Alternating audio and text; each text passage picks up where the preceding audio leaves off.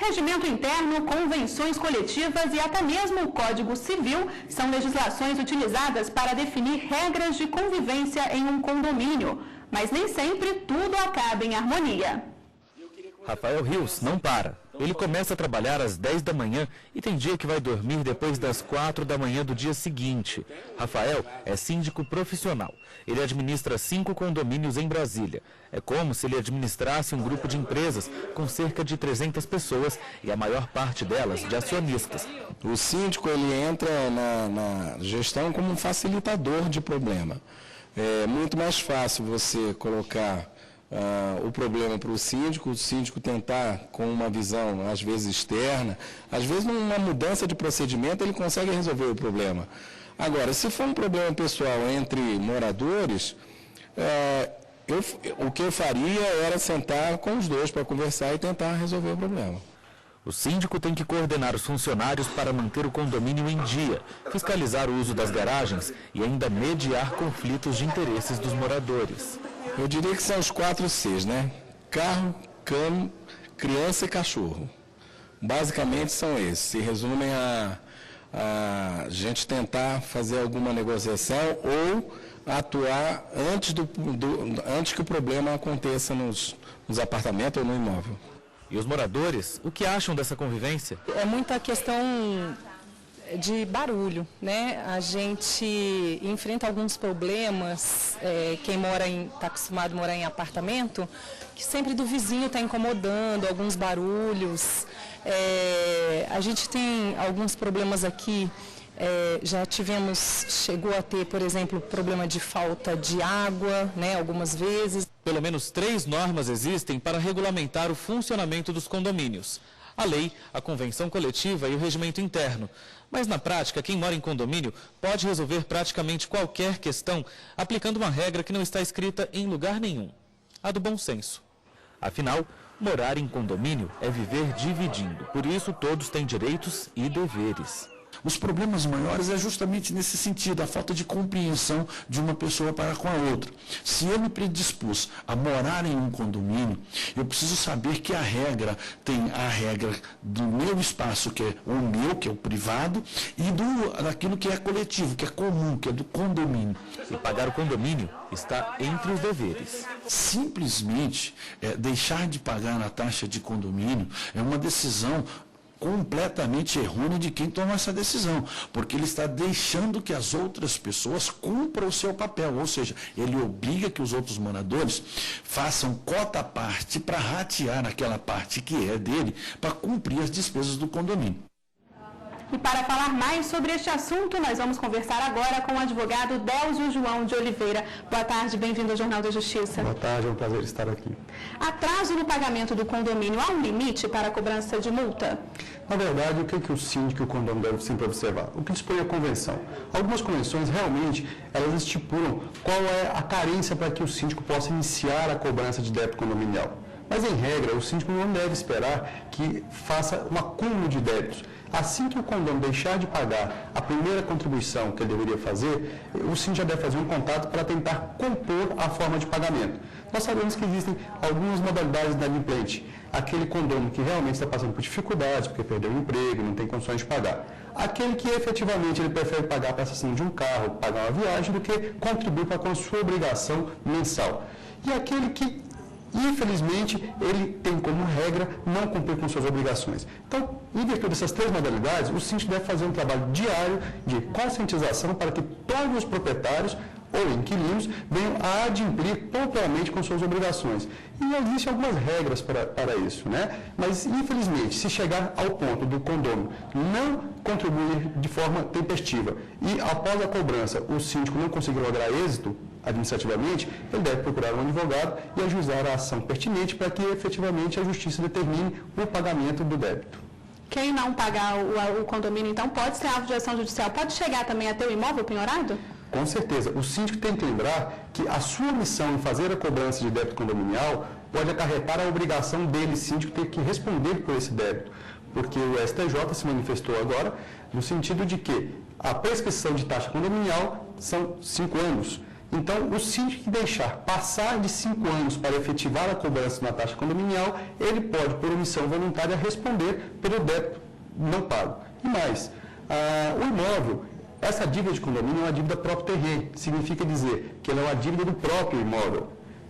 E daí, ela sempre vai estar atrelada ao imóvel. Se o condomínio não pagar a sua obrigação, esse imóvel pode ser penhorado e até expropriado, quer dizer, pode ser tomado na justiça.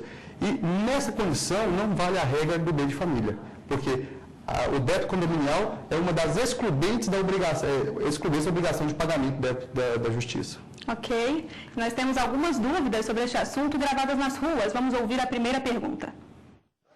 Eu sou Arlene, eu moro aqui em Brasília há 34 anos e sempre morando em condomínio. Eu gostaria de saber o seguinte,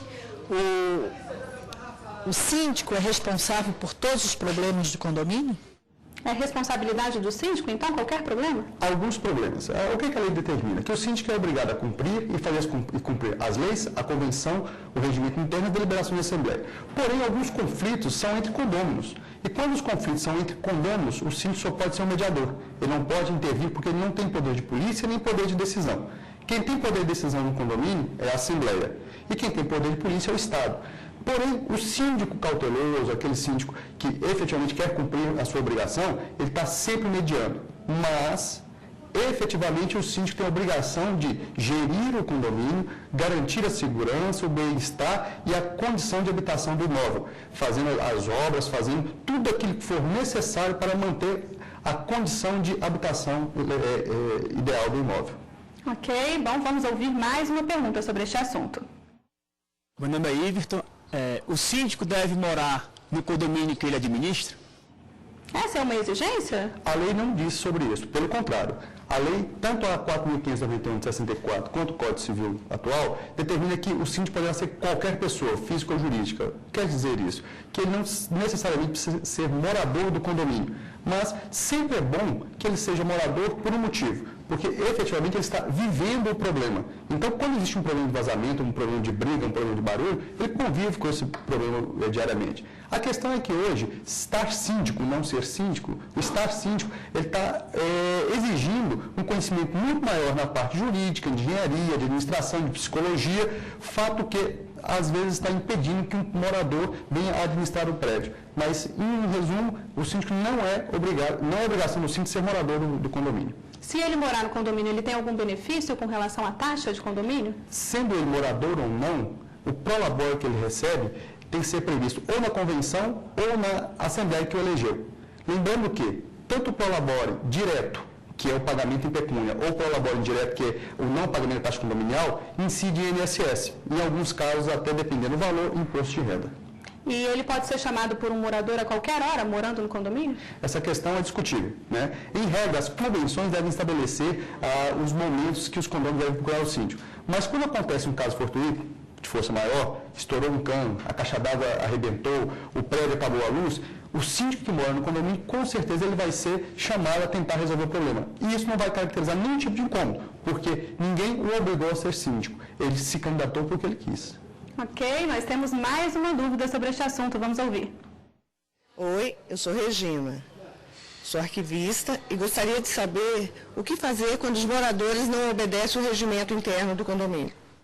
O que deve ser feito nesse caso, então? Essa questão a própria lei estabelece que toda convenção ou regimento interno deve prever a aplicação de notificações, advertências e, em último caso, multa. Por que em último caso? Porque a gente só deve aplicar uma sanção após exaurido a questão administrativa, o bom senso, a conversa. A multa ela pode ser de qualquer valor, desde que não ultrapasse 10 vezes o limite da taxa condominial, que é o que é previsto no Código Civil.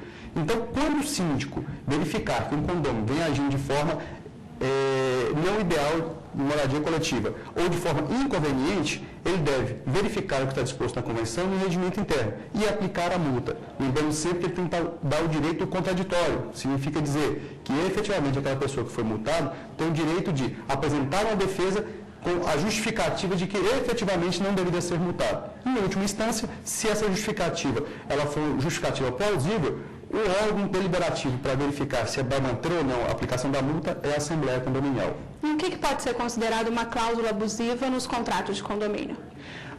A Convenção de Condomínio e Regimento Interno, ela tem que observar a lei maior. Ela não pode, em hipótese nenhuma, afrontar o que dispõe o Código Civil, a Lei 4.591 de 64 e a própria Constituição Federal. Toda vez que nós tentamos efetivamente retirar algum direito previsto em lei, como, por exemplo, o direito de propriedade, a cláusula se torna nula, né? A discussão muito grande hoje em dia é criação de animais. Algumas convenções proíbem a criação de animais e o Poder Judiciário está dividido. Alguns juízes entendem que a convenção prevendo a proibição deve ser cumprida e outros juízes entendem não, que deve ser flexibilizado de caso a caso.